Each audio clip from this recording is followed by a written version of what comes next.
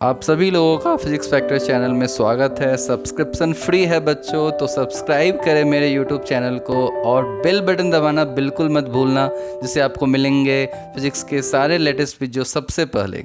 Hello दोस्तों, आज हमारा लेक्चर नंबर 11 है इलेक्ट्रोस्टैटिक्स 2 चैप्टर का, और इस लेक्चर में हम देखेंगे इलेक्ट्रोस्टैटिक्स कंडक्टर के बारे में। तो ठीक है, इससे पहले वाले लेक्चर्स में हमने पोटेंशियल को बेसिकली समझा, पोटेंशियल एनर्जी को समझा। अब बेसिकली ये थोड़ा सा, अब यहाँ से थोड़ा सा डिफ्रेंशिएट हो रहा है चैप्टर, यहाँ से थोड़ी सी डिफ़िकल्टी बढ़ेगी।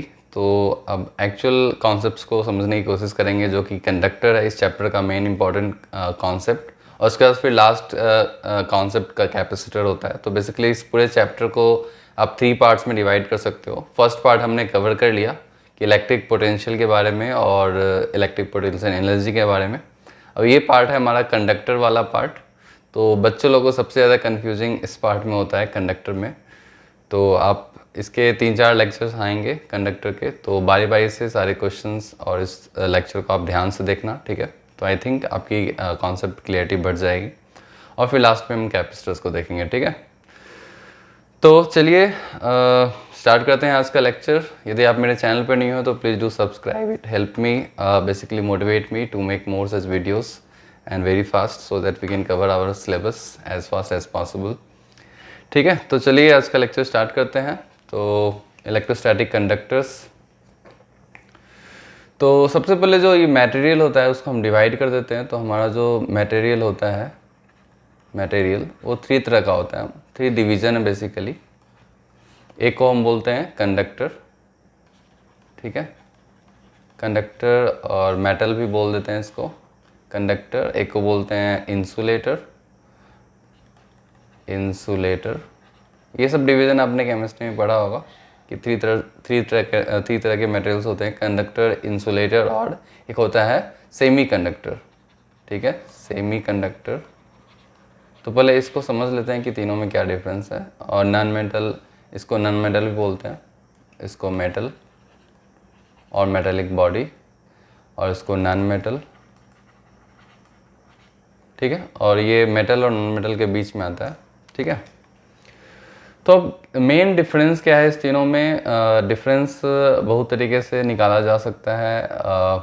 तो फंडामेंटल डिफरेंस की यदि बात करूँ तो कंडक्टर्स उसे बोलते हैं जिसमें फ्री इलेक्ट्रॉन्स होते हैं। बेसिकली जो इलेक्ट्रॉन्स होते हैं और जो चार्ज पार्टिकल्स के अंदर होते हैं वो फ्रीली मूव कर सकते हैं, ठीक है। तो बेसिकली निगेटिवली चार्ज पार्टिकल वो मूवेबल होते हैं, जो कि इलेक्ट्रॉन्स होते हैं, जो आउटर सेल्स में होते हैं, ठीक है। तो मतलब कंडक्टर का मतलब हुआ कि यदि सपोज ये कंडक्टर है तो इनके सरफेस पे इलेक्ट्रॉन्स होंगे और वो ईजिली मूव करेंगे, तो उनको हम बोलेंगे कंडक्टर। अब कैसे मूव करेंगे? ऐसे तो रैंडम मोशन होता ही है, साथ में यदि इलेक्ट्रिक फील्ड आप दे दोगे तो इन पे फोर्स लगे और आसानी से मूव कर सकते हैं, ठीक है। तो ये है कंडक्टर। इंसुलेटर में बेसिकली जो इलेक्ट्रॉन्स होते हैं उनके पास उतनी एनर्जी नहीं होती है कि वो मूव कर सके। तो बेसिकली इनके पास उतनी सफिशिएंट एनर्जी नहीं होती है कि वो अपने शेल से बाहर जाके उस पूरे सरफेस पे मूव कर सके। तो एक तरह से इलेक्ट्रॉन्स फिक्स्ड होते हैं, और जो भी चार्ज पार्टिकल्स होते हैं वो फिक्स्ड होते हैं, ठीक है। ये हमारा मूवेबल हो गया, मूवेबल चार्ज पार्टिकल। और इसमें कुछ सम ऑफ द चार्ज पार्टिकल्स कुछ फिक्स्ड होते हैं और कुछ मूवेबल भी होते हैं, इसलिए इनको सेमी कंडक्टर्स बोलते हैं। तो यहाँ बेसिकली हम कंडक्टर एक तरह से आइसोलेटेड कंडक्टर की बात करेंगे। हम ऐसे कंडक्टर की बात नहीं करेंगे कि जहाँ करंट इलेक्ट्रिसिटी, जैसे कंडक्टर में हमने इलेक्ट्रिक फील्ड दिया और इलेक्ट्रॉन्स फ्लो करने लगे, तो उस तरह की हम बात नहीं करेंगे। हम एक आइसोलेटेड कंडक्टर की बात करेंगे, जिसको हम यदि इलेक्ट्रिक फील्ड में प्लेस करें तो क्या होता है, फिर उस पर चार्ज डालें तो क्या होता है। तो ये सब चीज़ें एक तरह से स्टैटिक तरीके से हम देखने की कोशिश करेंगे, ठीक है। अभी तक तो आपने जितने भी मतलब इलेक्ट्रिक पोटेंशियल कैलकुलेट किया है, फिर इलेक्ट्रिक फील्ड कैलकुलेट किया, यदि कुछ भी मेंशन नहीं है तो हम उसको इंसुलेटर बाय डिफ़ॉल्ट एज्यूम करेंगे, ठीक है। आपको कंडक्टर के प्रॉब्लम्स में वो प्रॉपरली मेंशन करेगा, वो तो या तो वर्ड यूज़ करेगा metallic, a metallic body, a metallic sphere और मेटेलिक सिलेंडर, ऐसे यूज़ करेगा। या फिर डायरेक्टली वो बोलेगा कि cylindrical rod is having charge this much and all, तो उसको आप इंसुलेटर एज्यूम करोगे, ठीक है। तो चलिए अब इसको समझते हैं। तो आपने बेसिक डिफरेंस समझ गया तीनों में कि कंडक्टर्स वैसे मटेरियल है जहाँ पे इलेक्ट्रॉन्स फ्रीली मूव कर सकते हैं, ठीक है। तो अब आगे बात करूँ तो properties of conductor, that is the main thing, main topic here. तो उसको मैं लिख देता हूँ यहाँ पे, प्रॉपर्टीज ऑफ कंडक्टर। ठीक है, बेसिकली आपको प्रॉपर्टीज ही यहाँ सीखना है। तो मैं लिख देता हूँ प्रॉपर्टीज। आप यदि सुन रहे हो तो आप इसको नोट बना सकते हो, प्रॉपर्टीज ऑफ कंडक्टर। ठीक है, तो one by one each property को हम समझने की कोशिश करेंगे। पहला प्रॉपर्टी हम देखते हैं, इसको एग्जाम्पल से समझते हैं। यदि सपोज हमारे पास कोई कंडक्टर है, कोई हमारे पास कंडक्टर है और इसको हमने प्लेस कर दिया इलेक्ट्रिक फील्ड में, हमने इसको इलेक्ट्रिक फील्ड में प्लेस कर दिया, तो क्या होगा? फील्ड लाइंस ऐसी नहीं होगी, मैंने ऐसे ही ड्रॉ किया है मगर फील्ड लाइंस ऐसी नहीं होगी। फील्ड लाइंस कुछ होगा इसके अंदर। देखो, ये न्यूट्रल कंडक्टर था, ये हमारा क्या था? न्यूट्रल कंडक्टर था। This was a neutral conductor. ठीक है, तो क्या होगा इसके साथ? कंडक्टर की प्रॉपर्टी यही है कि यदि आप इसको एक्सटर्नल इलेक्ट्रिक फील्ड में, यहाँ पे लिख देता हूँ, सपोज हमने एक्सटर्नल इलेक्ट्रिक फील्ड में प्लेस कर दिया, तो इसके कंडक्टर्स के जो फ्री चार्जेस थे वो आपस में अंदर ऐसे अरेंज करेंगे कि इनसाइड इलेक्ट्रिक फील्ड जीरो आ जाएगी। ठीक है, that is the first property. तो मतलब इसके अंदर कुछ चार्जेस ऐसे जनरेट हो जाएंगे, क्रिएट हो जाएंगे। तो इसके अंदर की जो चार्जेस, पॉजिटिव चार्जेस, बेसिकली यहाँ पे जो इलेक्ट्रॉन सब होगा क्या होगा? उस पर फोर्स लगेगा। ये जो इलेक्ट्रॉन सब होंगे उस पर फोर्स लगेगा। किस डायरेक्शन में फोर्स लगेगा? आप देख सकते हो, फोर्स की डायरेक्शन अपोजिट होगी। फोर्स की वैल्यू होती है E इंटू ई। ठीक है ना, तो ये फोर्स की वैल्यू होती है और उसकी डायरेक्शन, जो कि इलेक्ट्रॉन नेगेटिव चार्ज है, इलेक्ट्रिक फील्ड पॉजिटिव डायरेक्शन में, तो फोर्स हमारा लेफ्ट डायरेक्शन में लगेगा। तो ये सारे इलेक्ट्रॉन्स क्या होने लगेंगे? यहाँ पे डिपॉजिट होने लगेंगे इस साइड। तो बेसिकली यहाँ पे नेगेटिवली चार्ज आने लगेगा। ठीक है, और साथ में यदि मैं पॉजिटिव चार्ज एज्यूम करूँ तो सारे पॉजिटिव चार्ज, क्योंकि इलेक्ट्रिकल न्यूट्रल है, तो इसके एस एन में जाने लगेंगे। ये होगा यहाँ पे। अब जब ये होगा तो क्या होता है? इसके कारण एक इमेजिनरी इलेक्ट्रिक फील्ड लाइंस अंदर डेवलप हो जाएंगे, जिसको कि हम बोलते हैं इंड्यूस इलेक्ट्रिक फील्ड, इस डायरेक्शन में। तो ई आई एन में इसको लिख देता हूँ। E I N means inside electric field और इंड्यूस इलेक्ट्रिक फील्ड। तो एक ई आई एन डेवलप हो जाएगा, जिसको कि इंड्यूस्ड इलेक्ट्रिक फील्ड बोलते हैं। जैसे ही हमने कंडक्टर को इलेक्ट्रिक फील्ड में प्लेस किया तो क्या होगा? उसके अंदर एक इलेक्ट्रिक फील्ड बन जाएगी, क्योंकि चार्जेस के मूवमेंट के द्वारा। अब ये इलेक्ट्रिक फील्ड का क्या काम होगा? ये इलेक्ट्रिक फील्ड क्या करेगा? अब वापस इस इलेक्ट्रॉन्स पे फोर्स लगाने लगेगा इस डायरेक्शन में, राइट? क्योंकि ये तो इस डायरेक्शन में इलेक्ट्रिक फील्ड है, तो force due to induce electric field और यहाँ पे force due to external electric field. अब दोनों एक तरह से बैलेंस करने की कोशिश करेगा। एक समय आएगा जब इंड्यूस इलेक्ट्रिक फील्ड बिल्कुल एक्सटर्नल इलेक्ट्रिक फील्ड के बराबर हो जाएगा। तो उस समय क्या होगा? दोनों बराबर हो जाएगा, तो फोर्सेज इक्वल हो जाएगी, तो इलेक्ट्रॉन्स का मूवमेंट बंद हो जाएगा। जब इलेक्ट्रॉन्स का मूवमेंट बंद हो जाएगा तो फर्दर फ्लो बंद हो जाएगा। तो बेसिकली उसके अंदर जो इलेक्ट्रिक फील्ड होगा वो जीरो हो जाएगा, क्योंकि दोनों इलेक्ट्रिक फील्ड बराबर हो जाएगी। तो उस केस में क्या होगा? उसके अंदर यहाँ पे किसी भी पॉइंट पे ई नेट की जो वैल्यू होगी, ई नेट, वो जीरो हो जाएगी। तो इस तरह से होता है कंडक्टर के अंदर काम। ठीक है, तो इसके अंदर जो मतलब जब भी हम किसी कंडक्टर को, न्यूट्रल कंडक्टर को हम प्लेस करते हैं एक्सटर्नल इलेक्ट्रिक फील्ड में, तो उसके अंदर की चार्जेस ऐसे रीडिस्ट्रीब्यूट होती है। Basically they will rearrange themselves in such a manner so that electric field inside the conductor, it will ensure that electric field inside the conductor will be zero। और यही हमारा पहला प्रॉपर्टी है। तो इसको हम लिख लेते हैं, तो इसको लिख लेते हैं क्विकली। तो मैं यहाँ पे लिख देता हूँ,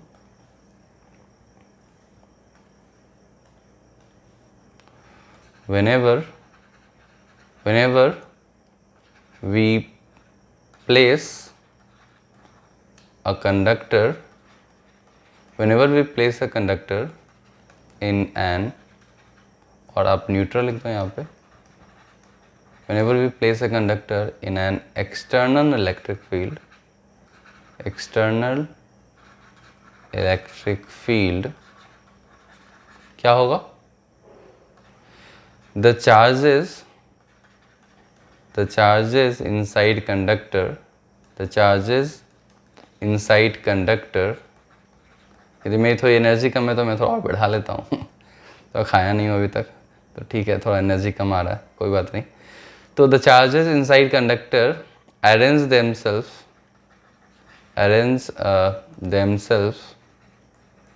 themselves in such a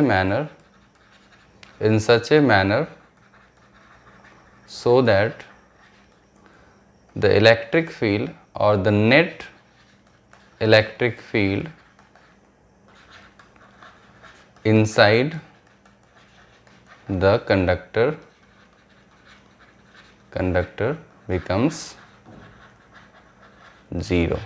ठीक है, तो ये हमारा सिंपल प्रॉपर्टी है। फर्स्ट प्रॉपर्टी हमने देख भी लिया कि ऐसा क्यों हुआ, तो आप इसको समझ लेना है, याद रखना है। ठीक है, तो चलिए मूव करते हैं सेकंड प्रॉपर्टी पे। तो ये हमारा फर्स्ट प्रॉपर्टी था, property number 1। Second property simple है कि जो भी चार्जेस होते हैं कंडक्टर में वो हमेशा सरफेस पे ही रहते हैं। ठीक है, तो all free charges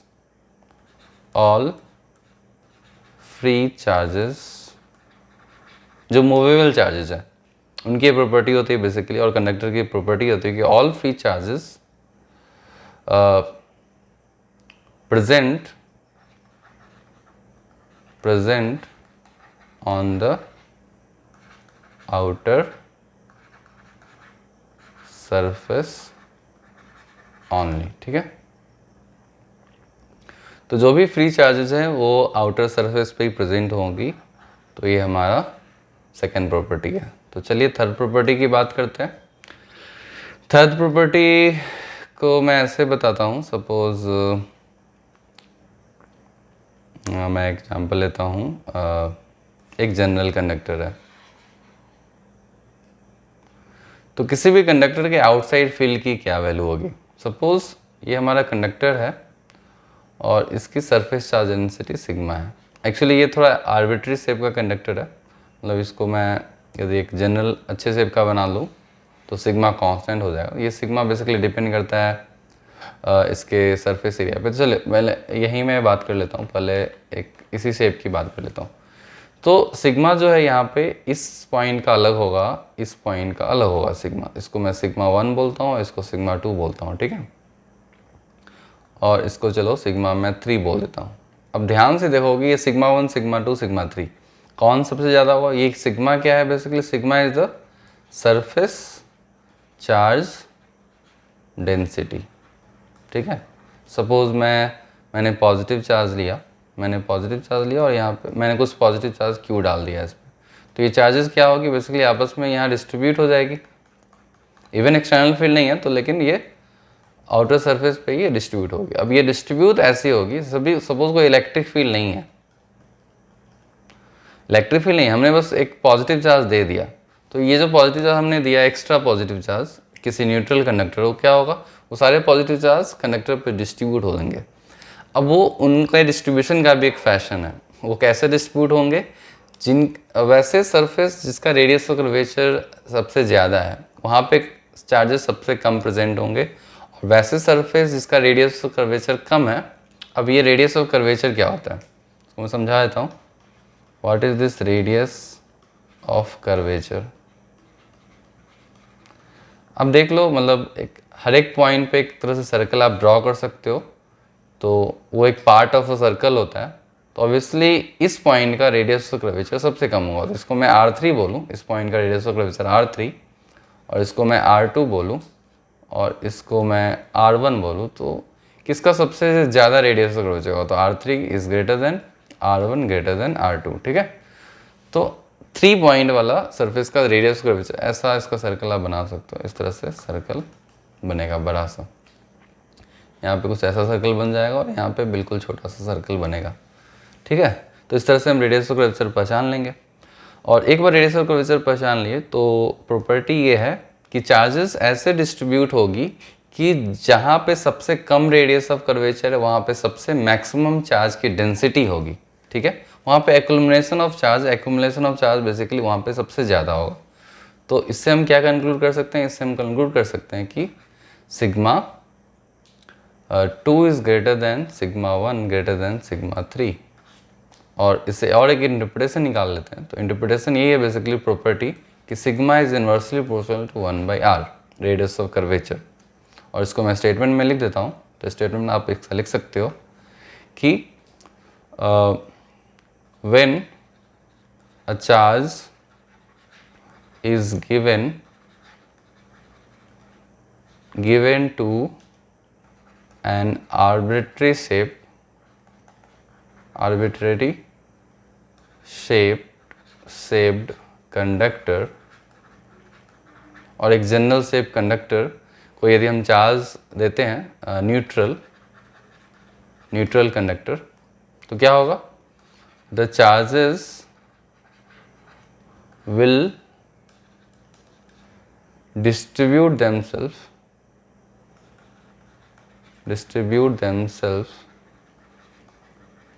in such a manner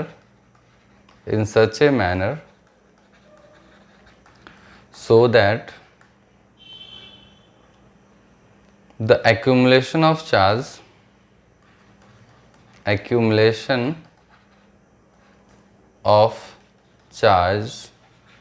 at any point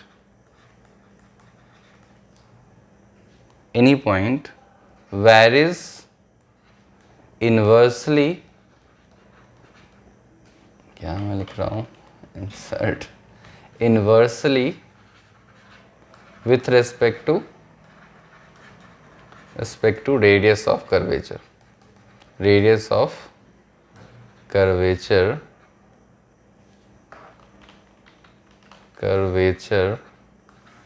of that point। काफ़ी सिंपल, ऐसे थोड़ा बड़ा हो गया, मतलब इस पूरे सेंटेंस को सिंपल लैंग्वेज में मैं लिखूँ तो 1 sigma is proportional to 1/r। जो चार्ज डेंसिटी होगी किसी भी पॉइंट की वो basically inversely proportional to 1 radius of curvature होगा। ठीक है, तो ये था हमारा कौन सा property? That is the property number 3, हमारा थर्ड प्रॉपर्टी है।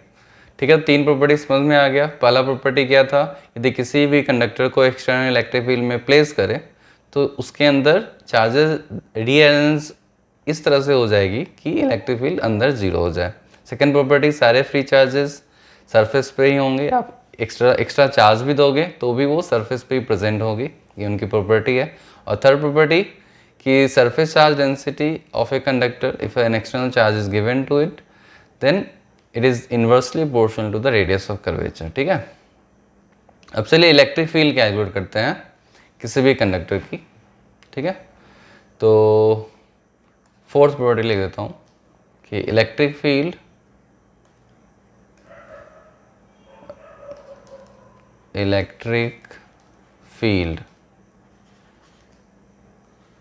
due to a conductor at near point अब हम उसके नज़दीक वाले पॉइंट पे हमें इलेक्ट्रिक फील्ड निकालना है। ठीक है, तो अब इसका 2 तरीका है। एक मैं एक जनरल एक सिंपल सा शेप ले लेता हूँ। सपोज मैंने एक ऐसा शेप ले लिया। ठीक है, एक चार्ज रॉड है इस तरह से, ऐसे मैंने बना दिया। आप इसको थिन मान सकते हो, थिन शीट है, और मैंने इसको चार्ज दे दिया Q।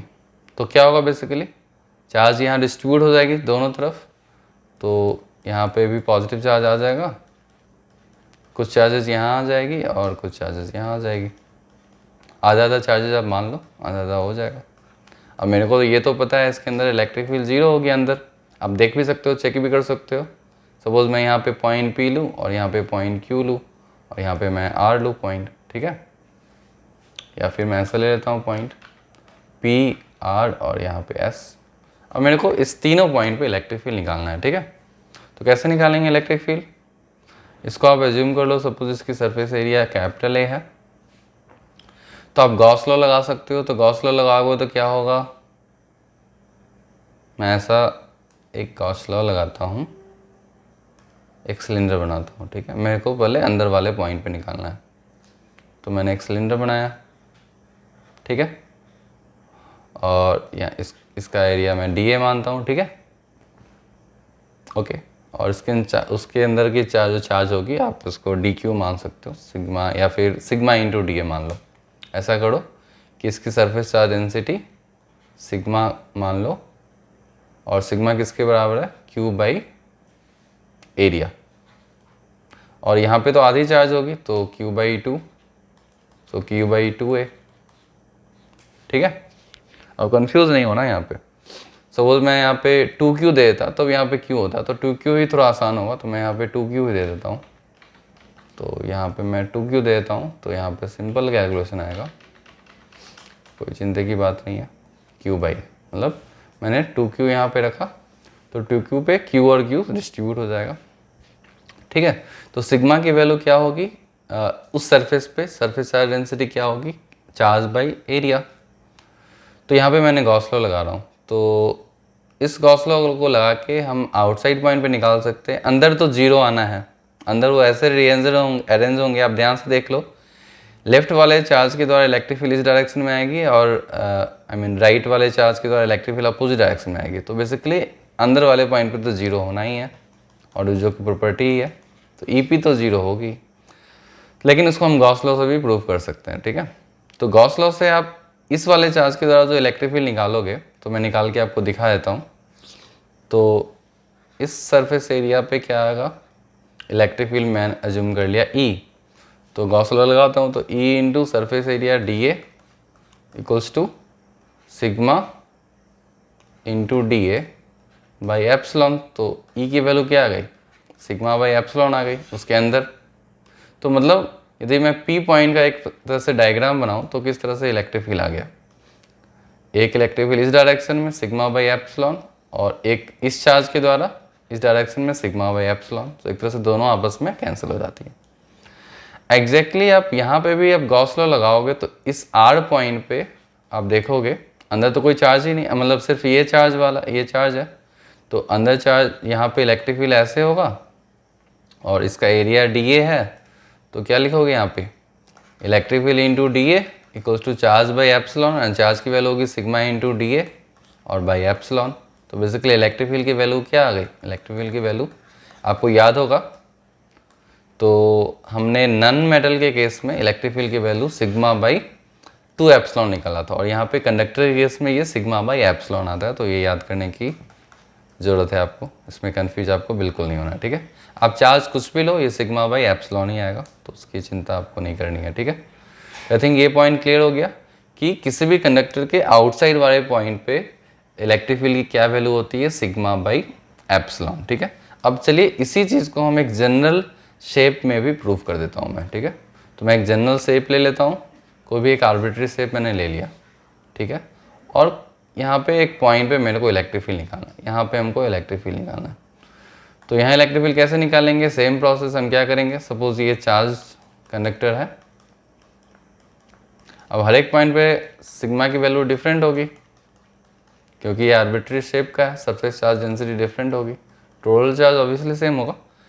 तो मैं क्या करूँगा, मैं यहाँ पे एक सिलेंडर लूँगा, तो मैं एक सिलेंडर बना देता हूँ, छोटा सा सिलेंडर, इसको मैं थोड़ा सा बड़ा कर देता हूँ। अब इस सिलेंडर के अंदर कितना चार्ज है, इतना चार्ज है, इसको DQ बोल दूँ, राइट। और इसका एरिया क्या है, इस छोटे सा सिलेंडर का ये सरफेस एरिया, इसको मैं DA बोल देता हूँ। ठीक है, अब यहाँ पे जो इलेक्ट्रिक फील्ड आएगी, इसके द्वारा इलेक्ट्रिक फील्ड इस डायरेक्शन में आएगी, जस्ट सरफेस के जस्ट बगल में, क्योंकि इलेक्ट्रिक फील्ड परपेंडिकुलर होती है सरफेस पे, वो हम आगे प्रॉपर्टी देखेंगे। तो इलेक्ट्रिक फील्ड ऐसे यहाँ पे परपेंडिकुलर आएगी इस डायरेक्शन में। ठीक है, अब गॉस लॉ लगाओगे तो क्या लिखोगे, E into DA equals to charge inside this is how much, इसका सपोज सिग्मा आप मान लो तो सिग्मा इंटू DA हो जाएगा, DQ की value sigma into DA N by epsilon. तो बेसिकली एग्जैक्टली सेम फॉर्मूला आ गया, तो equals to sigma by epsilon. ठीक है, तो किसी भी शेप के कंडक्टर के जस्ट आउटसाइड पॉइंट पे सिग्मा बाई एप्सिलॉन, अब सपोज यहाँ पे होगा तो ये होगा सिग्मा 1 बाई एप्सिलॉन, सपोज ये पॉइंट 1 है, यदि यहाँ पे होगा तो ये सिग्मा 2 बाई एप्सिलॉन होगा इस डायरेक्शन में इलेक्ट्रिक फील्ड, और ऐसे ही किसी भी पॉइंट पे आप निकाल सकते हो sigma 3 by epsilon and so on, depending on surface charge density. ठीक है, तो ये था हमारा प्रॉपर्टी नंबर 4 कि electric field due to conductor at the nearest point. ठीक है, ओके, अब फिफ्थ प्रॉपर्टी देख लेते हैं। फिफ्थ प्रॉपर्टी है हमारा प्रॉपर्टी नंबर 5 कि जो कंडक्टर होता है वो एक तरह से इक्विपोटेंशियल सरफेस जनरेट कर लेता है। तो हम इसको क्या लिख सकते हैं, the surface of the conductor, the surface of the conductor acts as an equipotential surface।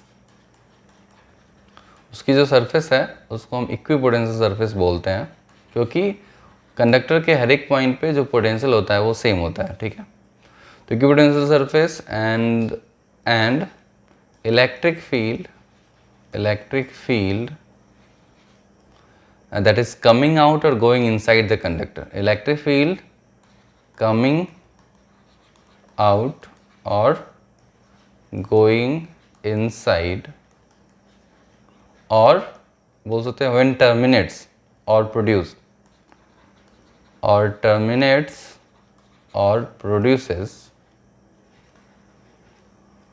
must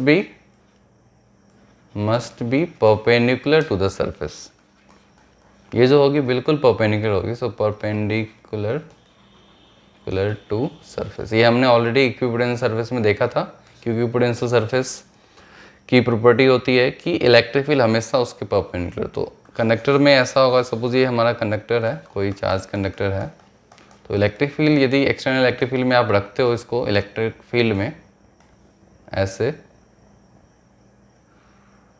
तो हमेशा उसके परपेंडिकुलर ही होगी। कैसे भी आप रखोगे उसके परपेंडिकुलर ही इलेक्ट्रिक फील्ड होगी, ठीक है। ये इसकी प्रॉपर्टी है, और परपेंडिकुलर ही यहाँ से निकलेगी भी, ठीक है, राइट। तो ये that is the property number 5।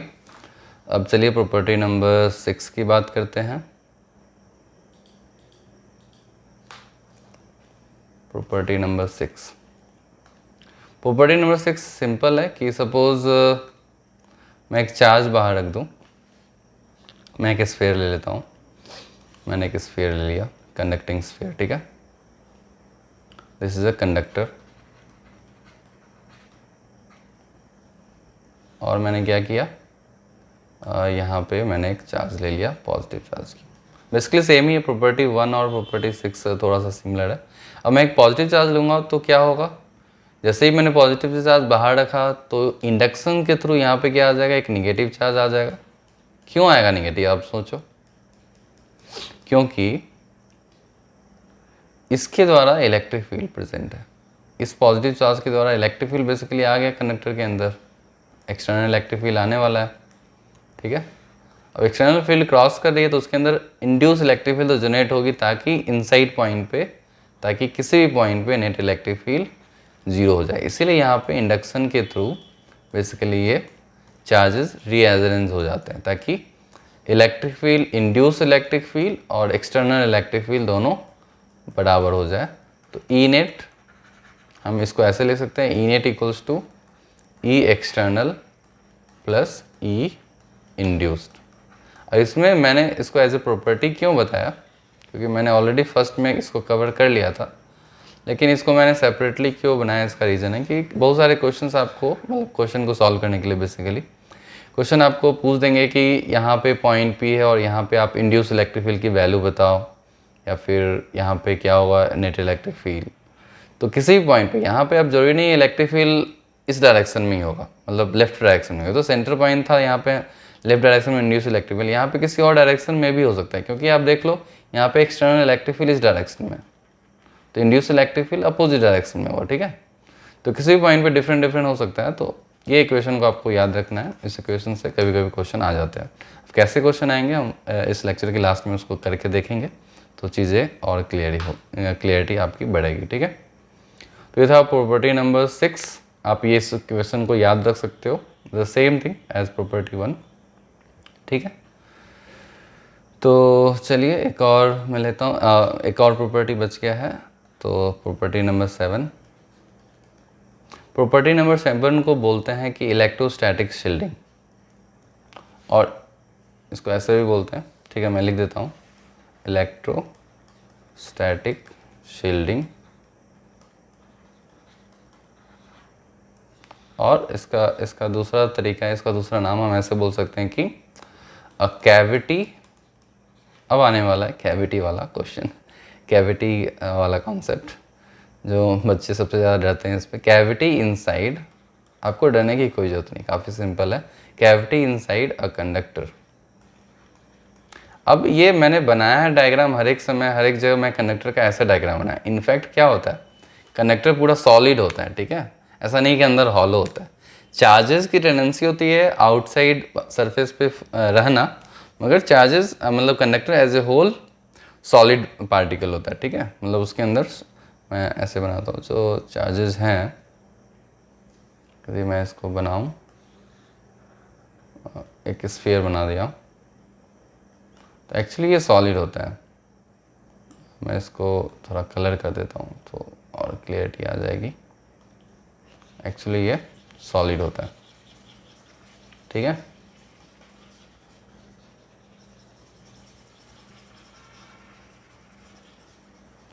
अब इसके अंदर पॉजिटिव नेगेटिव चार्जेस होंगी, ठीक है। जल्दी जल्दी कलर कर देता हूँ, ओके। अब हमारी प्रॉपर्टी क्या है, 7th इलेक्ट्रोस्टैटिक शील्डिंग। इसको मैं फिनिश कर देता हूँ। चूँकि हमारा बैकग्राउंड ग्रीन है तो पता नहीं इसमें हाइलाइटर मेरा काम नहीं करता है, मैनुअली मेरे को कलर करना पड़ रहा है। और ब्रश की साइजेस भी फिक्स है, ठीक है। तो मैंने एक कंडक्टर लिया, एक स्फेरिकल कंडक्टर ले लिया थोड़ी सिंप्लिसिटी के लिए, और मेरे को क्या करना है, मेरे को इसके अंदर एक कैविटी बनाना है। अभी इस कॉन्सेप्ट को समझ जाओ, काफ़ी सिंपल है, मतलब मैं क्या बताऊँ। ओके, अब क्या करते हैं हम इसके अंदर किसी आर्बिट्री शेप का एक कैविटी है, ठीक है। अब पता नहीं इसको क्या हो रहा है,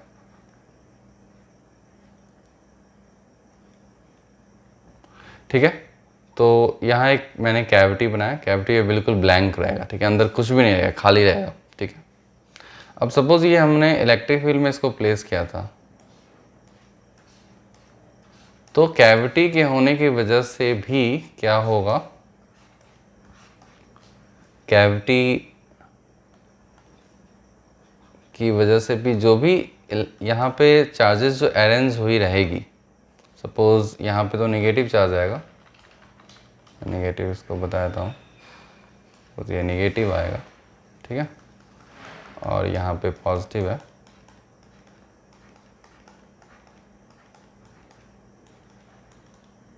ठीक है। तो उनके द्वारा जो इलेक्ट्रिक फील्ड इस डायरेक्शन में आई थी और यहाँ पे एक्सटर्नल इलेक्ट्रिक फील्ड इस डायरेक्शन में है, तो कोई इफेक्ट ही नहीं होगा। आप कैविटी बना दो, ठीक है, कैविटी के अंदर जो होगी, जो नेट इलेक्ट्रिक फील्ड कैविटी के अंदर भी जीरो होगी। तो बेसिकली कैविटी के अंदर आप कुछ चार्ज प्लेस कर सकते हो जो कि बिल्कुल अनअफेक्टेड होगा बाहर के इलेक्ट्रिक फील्ड से। तो कोई एक्सपेरिमेंट वगैरह जो करना होता है, मतलब लैब्स वगैरह में, जहाँ पे आपको काफ़ी सेंसिटिव इंस्ट्रूमेंट्स वगैरह होते हैं जिनको इलेक्ट्रिक फील्ड नहीं चाहिए होता है, तो उस केस में हम किसी कंडक्टर के अंदर बेसिकली कोई एक्सपेरिमेंट कर सकते हैं। तो कंडक्टर के अंदर बेसिकली वो कैविटी ही बन गया, कैविटी मतलब से रूम एक तरह से बन गया, उस रूम के अंदर हम कुछ भी कर सकते हैं क्योंकि उसके अंदर इलेक्ट्रिक फील्ड जीरो होती है। तो इलेक्ट्रिक फील्ड जो नेट होती है इनसाइड कैविटी इज़ ज़ीरो, ठीक है। तो इसको आपको याद रखना है, इसी को हम बोलते हैं इलेक्ट्रोस्टैटिक शील्डिंग।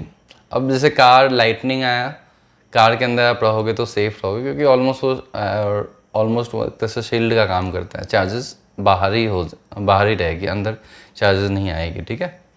और या फिर एरोप्लेन वगैरह में भी, मतलब इवन लाइटनिंग में भी एरोप्लेन में कुछ ज़्यादा प्रॉब्लम नहीं होता है इसी वजह से, क्योंकि आउटर सरफेस बिल्कुल कंडक्टिंग है, ठीक है। तो इसी को हम इलेक्ट्रोस्टैटिक शील्डिंग बोलते हैं, ओके।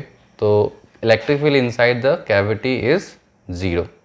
तो इसको एज ए 7 पॉइंट आप लिख सकते हो, ठीक है। तो चाहो तो स्टेटमेंट के तौर पे यदि आप लिखना चाहो तो आप लिख सकते हो कि कैविटी का होने पे बेसिकली कोई फ़र्क नहीं पड़ता है। तो इलेक्ट्रिक फील्ड यदि आप लिखना चाहो तो लिखो कि electric field inside a chargeless, हमने कैविटी के अंदर कोई चार्ज नहीं रखा था, तो chargeless cavity, electric field inside a chargeless cavity present in a conductor is 0 or will always be 0 if the conductor is placed in a electric field, external electric field, और कहीं भी चार्ज के बगल में प्लेस कर दिया, मतलब यहाँ पे मैंने चार्ज रख दिया, तो भी कैविटी के अंदर इलेक्ट्रिक फील्ड 0 होगी। अब कैविटी के अंदर जब चार्ज रखोगे तो उसके द्वारा इलेक्ट्रिक फील्ड तो होगा ही, ठीक है, तो that is a different thing, तो हम क्वेश्चंस में उसको देखेंगे। एंड दिस प्रोसेस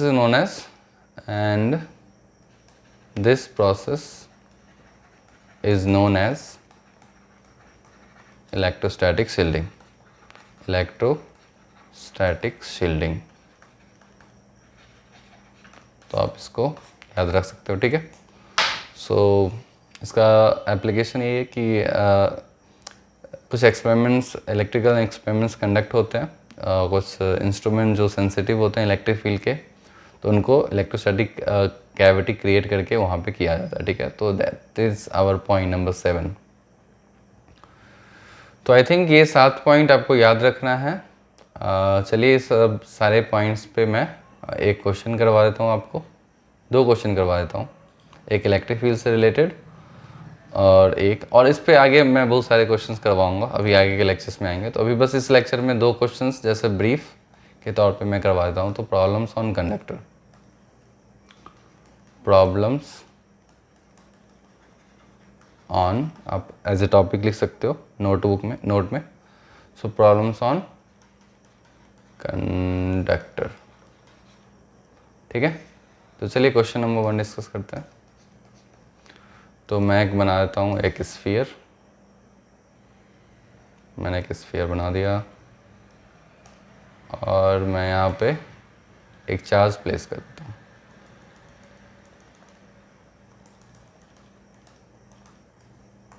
मैंने बाहर एक चार्ज प्लेस किया यहाँ पे Q,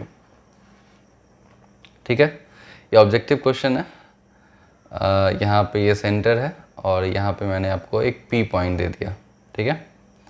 और इस P पॉइंट की डिस्टेंस है, ये डिस्टेंस है 3 मीटर, और इसकी डिस्टेंस है, मतलब थोड़ा ये डायमेंशन में थोड़ा ऐसा हो गया, ये 4 मीटर है, ठीक है। Okay,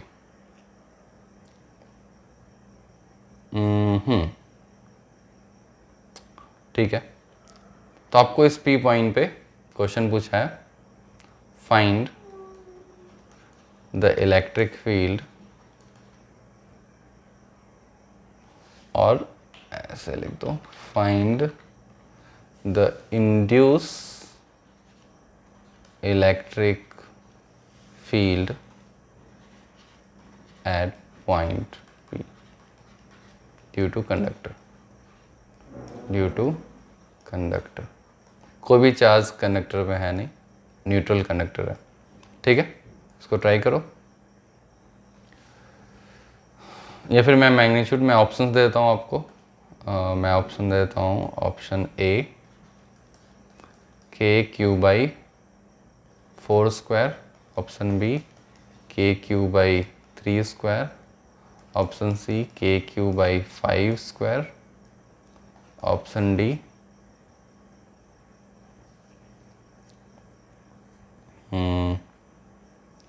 none of this,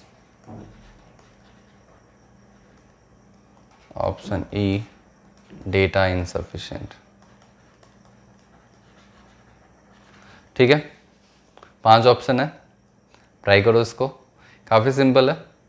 magnitude आपको बताना है इंड्यूस इलेक्ट्रिक फील्ड का। अब नेट इलेक्ट्रिक फील्ड क्या होगा, यहाँ पे क्वेश्चन नेट इलेक्ट्रिक फील्ड भी पूछ सकता था आपसे, तो नेट इलेक्ट्रिक फील्ड की वैल्यू 0 होगी क्योंकि वो कंडक्टर है, ठीक है। तो चलिए इसको सॉल्व करते हैं। अब इस P पॉइंट पे जो एक्सटर्नल इलेक्ट्रिक फील्ड होगी इसके द्वारा क्या होगा, इस डायरेक्शन में होगा E एक्सटर्नल, तो इसको कैंसिल करने के लिए क्या आएगा, इसके अंदर E इंड्यूस आएगा यहाँ पे, और बिल्कुल अपोजिट डायरेक्शन में ऐसा आएगा, ठीक है। तो हम दोनों को इक्वेट कर देंगे, तो E external magnitude must be equal to E induce magnitude, और ई एक्सटर्नल का क्या वैल्यू होगा, ये डिस्टेंस 5 मीटर होगा, तो के क्यू बाई 5 स्क्वायर। तो ये हमारा आंसर आ गया। ठीक है, तो correct answer is option C. ठीक है, तो ये हमारा था क्वेश्चन नंबर 1। चलिए एक और क्वेश्चन क्विकली ले लेता हूँ मैं, क्वेश्चन नंबर 2।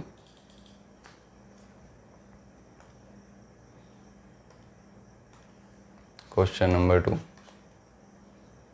तो यहाँ पे मैं एक स्फीयर लेता हूँ। ठीक है, और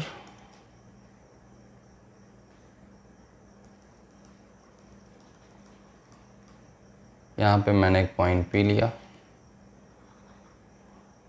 इसका रेडियस R है, और यहाँ पे मैंने Q रख दिया चार्ज। इसको मैं येलो कलर से रिप्रेजेंट करता हूँ चार्ज को। ठीक है, तो यहाँ पे मैंने Q चार्ज रख दिया। ठीक है ना, पॉजिटिव चार्ज है। तो आपसे पूछा है फाइंड द पोटेंशियल, इसकी डिस्टेंस है, ये डिस्टेंस है D।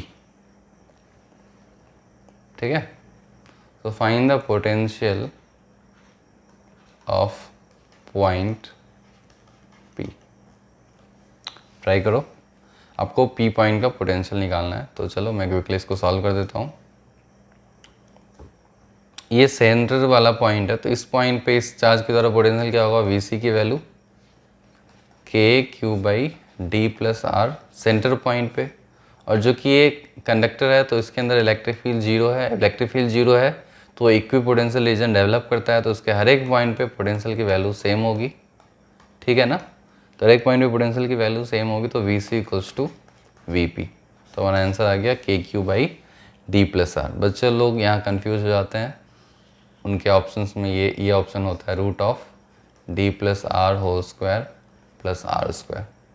तो आंसर कर देते हैं K Q by root of D plus R whole square plus R square, जो कि गलत है। ठीक है, तो correct answer is K Q by D plus R. ठीक है, तो इस तरह से आप क्वेश्चन को सॉल्व कर सकते हो। तो ये था आज का लेक्चर हमारा इलेक्ट्रोस्टैटिक कंडक्टर के बारे में। अब आगे के लेक्चर में हम और डिस्कस करेंगे बेसिकली और डिटेल में कंडक्टर से रिलेटेड प्रॉब्लम्स और इससे रिलेटेड इलेक्ट्रिक फील्ड कैलकुलेशन को लेके, इलेक्ट्रिक फील्ड का कैलकुलेशन या फिर इलेक्ट्रिक पोटेंशियल का कैलकुलेशन। तो चलिए मिलते हैं नेक्स्ट क्लास में।